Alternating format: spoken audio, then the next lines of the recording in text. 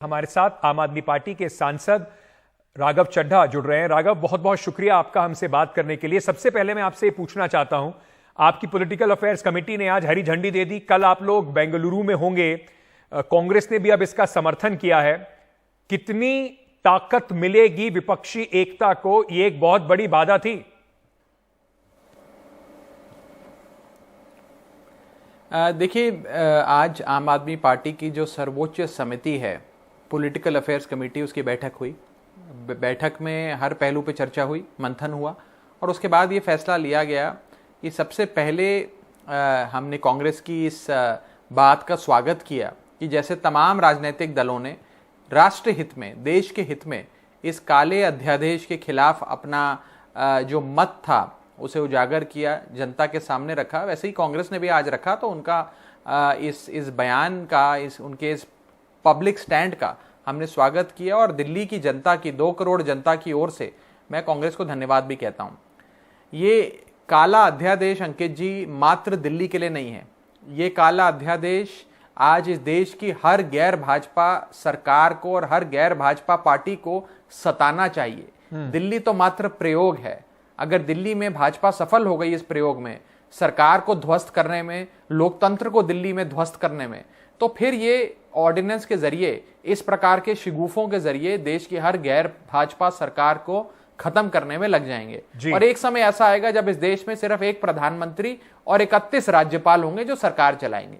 मैं साफ शब्दों में कहना चाहता हूं, ये काला अध्यादेश एक राष्ट्र विरोधी एंटी नेशनल लेजिस्लेशन है। जो लोग इसका समर्थन करेंगे वो राष्ट्र विरोधी कहलाएंगे और जो लोग इस देश से प्रेम करते हैं, भारत माता से प्रेम करते हैं, वो इस अध्यादेश के विरुद्ध जाकर इस अध्यादेश को हराने में अपना योगदान देंगे। राघव जी, कांग्रेस पटना की मीटिंग में भी यही बात हुई थी। उसमें थोड़ा सा आपकी और कांग्रेस पार्टी के बीच में थोड़ी खींचतान भी हुई कि आपने तभी कहा था कि आप अध्यादेश के बारे में अपनी पोजीशन को क्लियर करें। कांग्रेस लगातार कहती रही है कि मॉनसून सेशन से पहले क्लियर करेंगे। तो क्या आपको लगता है कि थोड़ा सा बेटर तरीके से इसको हैंडल किया जा सकता है? कई लोगों को लगा कि ये आम आदमी पार्टी ब्लैकमेल कर रही है, एकता में आने के लिए ब्लैकमेल कर रही है। ये कमाल का ब्लैकमेल है जो दिल्ली की जनता के लिए और देश में लोकतंत्र कायम रखने के लिए हमारे पार्टी के राष्ट्रीय संयोजक आदरणीय अरविंद केजरीवाल जी इस देश के कोने कोने में गए, हर राजनीतिक पार्टी का दरवाजा खटखटाया और तृणमूल कांग्रेस से लेकर जेडीयू तक, आरजेडी से लेकर सपा तक, एनसीपी से लेकर सीपीआई सीपीएम तक, डीएमके से लेकर बीआरएस तक, उद्धव ठाकरे साहब की शिवसेना तक, तमाम पार्टियों से झारखंड मुक्ति मोर्चा तक, सबके दरवाजे खटखटाए, समर्थन मांगा। और समर्थन अपने लिए नहीं मांगा, कोई निजी फायदा अरविंद केजरीवाल जी को या आम आदमी पार्टी को नहीं होने जा रहा है। सिर्फ समर्थन इस चीज के लिए मांगा कि अगर देश में लोकतंत्र कायम रखना है, अगर देश में संविधान को बरकरार रखना है और देश के संघीय ढांचे की रक्षा करनी है, तो ये आपको और हमको मिलकर इस काले अध्यादेश को हराना होगा। नहीं तो जितनी भारत की तमाम स्टेट्स हैं इस देश के, जितने भी सूबे हैं, उन सारे राज्यों में एक एक करके इस प्रकार से सरकारों को नपुंसक किया जाएगा, लोकतंत्र की हत्या करी जाएगी और एक प्रकार से बीजेपी उन सरकारों को फिर चलाएगी। तो इस देश की ये अस्तित्व की लड़ाई है और इसमें आज कांग्रेस ने भी अपना मत साफ किया है। मैं उनकी इस जो उनकी अनाउंसमेंट है उसका स्वागत करता हूं। आपने कहा कि देश की कई सारी पार्टियां आपका इसमें साथ भी दे रही हैं। कुछ अहम पार्टी हैं जिनके शायद साथ आने से, अगर देखा जाए तो वास्तविक तौर पर राज्यसभा में इसे हराने में शायद आम आदमी पार्टी को मदद मिले, जैसे कि बीजेडी, जैसे कि वाईएसआरसीपी। आपने कांग्रेस पर तो दबाव बनाया, क्या इन दोनों पार्टियों से भी आपने बात की, उनसे भी आपने कहा कि साथ दें आपका? मैं आज आपके चैनल के जरिए सिर्फ इन दोनों पार्टियों से क्यों, मैं तो पूरी भारतीय जनता पार्टी से भी, जो ट्रेजरी बेंचेस पे बैठते हैं, हर उस सांसद से हाथ जोड़कर विनती करना चाहूंगा अंकित जी कि आप लोग भी सब इस काले अध्यादेश को हराने में अपना योगदान दें। आपका नाम भी इतिहास के सुनहरे अक्षरों से लिखा जाएगा, इतिहास के पन्नों में लिखा जाएगा कि आपने अपनी पार्टी ना देखी, आपने राष्ट्रहित देखते हुए इस देश के लोकतंत्र को बचाने के लिए इस काले अध्यादेश को हराया। मैं जैसा कि आपको बता रहा था कि जब महाभारत का युद्ध शुरू हुआ, तब युद्ध शुरू होने से पहले कुरुक्षेत्र के मैदान में बीचों बीच शंखनाद होने से पहले युधिष्ठिर ने एक अपील करी, और युधिष्ठिर ने एक अपील करी और उन्होंने कहा कि अगर मेरी सेना में कोई ऐसा शख्स है जिसे लगता है कि सत्य मेरे साथ नहीं है, तो मेरा पक्ष छोड़कर, मेरी सेना छोड़कर कौरवों में शामिल हो सकता है। और मैं कौरवों की सेना में जितने भी योद्धा हैं उन सबसे भी यही कहता हूं, अगर आपको लगता है कि सत्य मेरे साथ है, कौरवों के साथ असत्य है, मेरे साथ सत्य है, तो आप कौरवों की सेना छोड़कर पांडवों की, मेरी सेना में शामिल हो जाइए। आपको याद होगा तब कौरवों का एक भाई अपनी कौरवों की सेना छोड़कर पांडवों में शामिल हुआ था और उसने पांडवों के साथ आकर युद्ध लड़ा था। महाभारत के पन्नों में ये दर्ज है, ये तो it is a matter of history. मैं उसी लहजे में आज कहना चाहूंगा कि भारतीय जनता पार्टी का कोई भी सांसद जिसे लगता है कि सत्य हमारे साथ है, अच्छाई हमारे साथ है, असत्य भाजपा के साथ है, तो इस अध्यादेश पर एक उसूलन फैसला लेते हुए आम आदमी पार्टी का साथ दे, इस लोकतंत्र का साथ दे और इस काले अध्यादेश को हराने में हमारी मदद करे। जब विपक्षी दल मिलेंगे, आप भी वहां पर होंगे, कल आप लोग भी जाएंगे, 2 दिन की आपकी बैठक भी है। 18 तारीख को भारतीय जनता पार्टी के साथ जो एनडीए के घटक दल हैं उनकी भी एक बड़ी मीटिंग है, वो भी अपना शक्ति प्रदर्शन कर रहे हैं।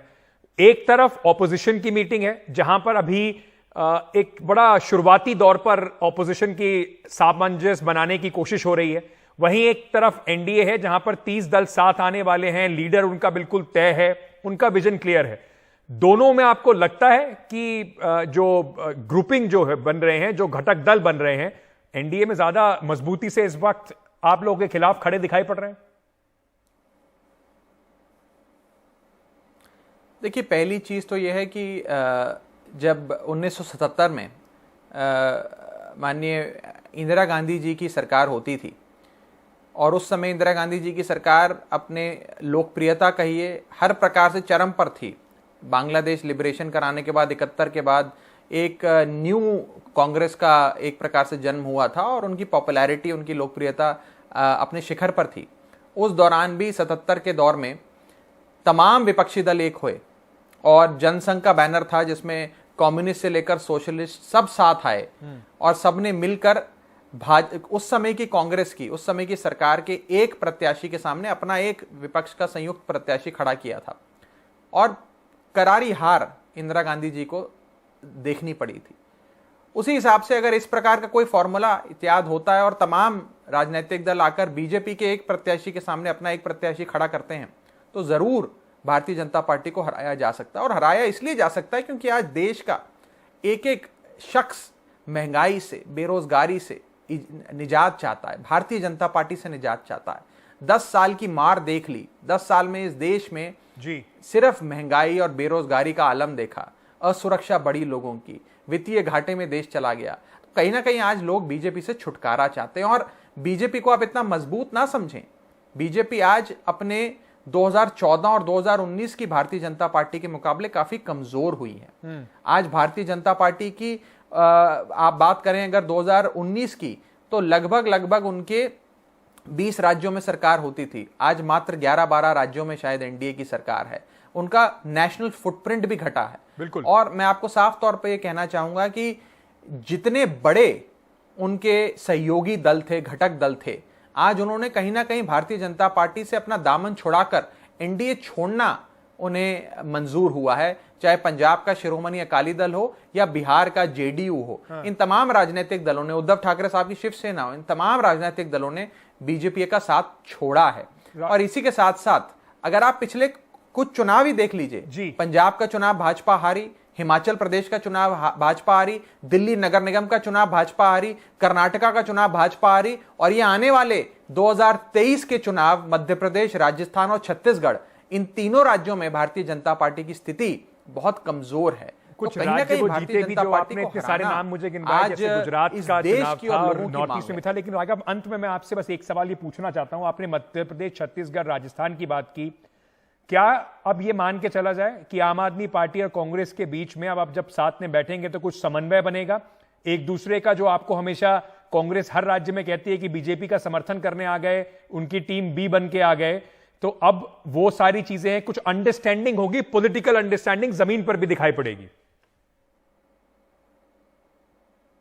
नहीं, देखिए ये कल की बैठक में क्या होगा, उस बैठक से क्या निकलेगा, वो तो आज कहना बहुत गलत भी होगा और अनुचित भी होगा और बहुत जल्दी भी होगा। उस बैठक में क्या निकलेगा वो तो बैठक के बाद आपको तमाम जो भी पॉलिटिकल पार्टीज हैं उनके बड़े नेता आपको बताएंगे कि उसमें क्या निकला। लेकिन मोटे मोटे तौर पे अभी ऑर्डिनेंस पे, दिल्ली के काले अध्यादेश को लेकर एक सहमति बनी है। कांग्रेस ने इस देश के हित को शायद ध्यान में रखते हुए, देश में लोकतंत्र कायम रहे, संविधान कायम रहे, उसको ध्यान में रखते हुए इसके विरोध में अपना पक्ष दर्ज कराया है। उसका हम स्वागत करते हैं। आगे क्या होगा ये आगे देखेंगे। राघव चड्ढा, बहुत बहुत शुक्रिया एनडीटीवी से बात करने के लिए, हमारे दर्शकों को बताने के लिए कि कितना महत्वपूर्ण होगा कल की अब इस बैठक में आम आदमी पार्टी का शामिल होना 2024 के लिहाज से। बहुत बहुत शुक्रिया राघव चड्ढा। आम आदमी पार्टी के सांसद राघव चड्ढा इस वक्त बात कर रहे थे। बस साफ साफ कह रहे हैं ऑर्डिनेंस पे तो बात बढ़िया है, लेकिन आगे क्या होगा ये अभी तय करना बाकी है।